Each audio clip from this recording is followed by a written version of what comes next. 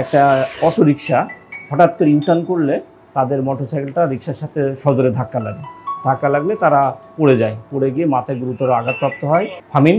আর ওই আরেকজনও আহত হয়। পরে তাৎক্ষণিকভাবে উপস্থিত লোকজন তাদেরকে মেডিকেলে নিয়ে যায়, রাজশাহী মেডিকেলে নিয়ে গেলে সেখানে ফামিন সে তাকে মৃত ঘোষণা করে। গতকাল রাতে আমাদের ক্যাম্পাসের এক সিনিয়র ভাই 19-20 স্টেশনের ফামিন ভাইয়া বিনোদপুরে সবজি বাজারের সামনে যে রিকশা ও মোটরসাইকেলের সংঘর্ষে মারা গিয়েছে। আমরা ক্যাম্পাসে এত হাজার সাধারণ শিক্ষার্থী রয়েছি, আমাদের বেশিরভাগ যেহেতু আবাসিকতার আমাদের সিস্টেম নেই, আমরা ক্যাম্পাসের বাইরে বিশেষ করে বিনোদপুর, কাজলা সহ বিভিন্ন এলাকায় আমরা সাধারণ শিক্ষার্থীরা থাকে। তো এই নিয়ে আমরা যদি খেয়াল করি 2023 সালের দিকে যখন বিনোদপুর টু তালাইমারি রোড কার্পেটিংয়ের কাজ চলে, তখন আমরা সাধারণ শিক্ষার্থীরা স্টুডেন্ট রাইটস অ্যাসোসিয়েশনের পক্ষ থেকে আমরা মানববন্ধন করিয়েছিলাম। তো তখন আমরা বলেছিলাম যে ক্যাম্পাসের সামনে যে মেন গেটগুলো আছে সেখানে জেব্রা ক্রসিংয়ের ব্যবস্থা করা, যান চলাচলের জন্য 20 কিলোমিটার গতিরোধক নিয়ম সৃষ্টি করা। তাই আমরা চাই ক্যাম্পাসের সামনে 20 কিলোমিটার গতিরোধক নিয়ন্ত্রণে একটা আইন করা, যার মধ্যে যানবাহন চলাচল করবে। তাহলে আমরা সাধারণ শিক্ষার্থীরা নিরাপদ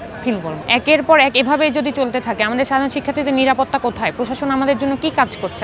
আমার এটা প্রশাসনের কাছে দাবি। গতকাল যে ঘটনাটা ঘটেছে, রিক্সা চালক যিনি, ওনার অসচেতনতার কারণে আমাদের একজন শিক্ষার্থী ভাইয়ের যে প্রাণ চলে গিয়েছে, উনি যে অকালে আমাদের সঙ্গ ত্যাগ করেছেন, এর জন্য আমরা খুবই শোকাহত।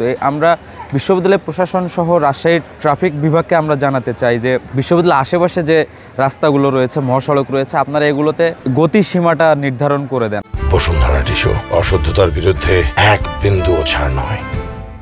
আমরা এর আগেও দাবি জানিয়েছিলাম যে স্পিড ব্রেকার যথেষ্ট পরিমাণে দেয়া, এরপরে 20 কিলোমিটার গতিসীমা নির্ধারণ করে দেয়া, এগুলো আমরা কার্যকর চাই। এবং আমাদের যে 3টি gate, Binodpur gate, Kajla gate, main gate, এই গেটকে কেন্দ্র করে আলাদা ট্রাফিক সিস্টেমের দাবিও আমরা জানিয়ে এসেছিলাম। গতকাল 3/9/2025 তারিখ রাত অনুমান 11:10 বা 11:30টার দিকে বিনোদপুর বাজারে দুজন রাজশাহী বিশ্ববিদ্যালয়ের দুজন ছাত্র, ইংরেজি বিভাগের, একজনের ডাক নাম ফাইন, আর একজন মিরাজ, দুজন মোটরসাইকেল নিয়ে যাচ্ছিল বিনোদপুর বাজারের দিকে, মেন গেট থেকে বিনোদপুর বাজারের দিকে যাওয়ার পথে বিনোদপুর বাজারের ওই কাঁচা বাজারের ওখানে পৌঁছলে একটা অটোরিকশা হঠাৎ করে ইউটার্ন করলে তাদের মোটরসাইকেলটা রিকশার সাথে সজোরে ধাক্কা লাগলে তারা পড়ে যায়, পড়ে গিয়ে মাথায় গুরুতর আঘাতপ্রাপ্ত হয় ফামিন।